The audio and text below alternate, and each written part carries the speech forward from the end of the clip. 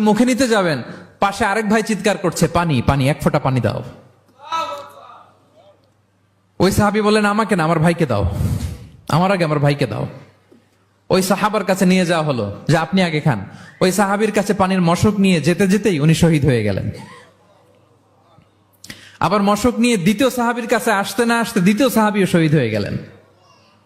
প্রথম যিনি চিৎকার করছিলেন তার কাছে আবার মশক নিয়ে যেতে না যেতে তিনিও শহীদ হয়ে গেলেন। সুবহানাল্লাহ পড়বেন না?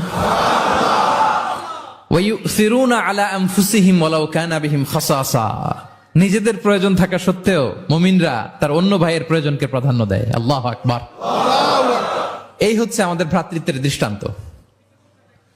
তাহলে প্রথম মেসেজ হচ্ছে মুমিনরা ভাই ভাই, মুমিনরা আর আমাদের দৃষ্টান্ত হচ্ছে এক দেহ এক প্রাণ। আওয়াজ করে, এক দেহ এক প্রাণ। আর আমরা যদি কখনো বিবাদে জড়াই আমরা এটাকে সংশোধন করে দেব, আপোষে মিল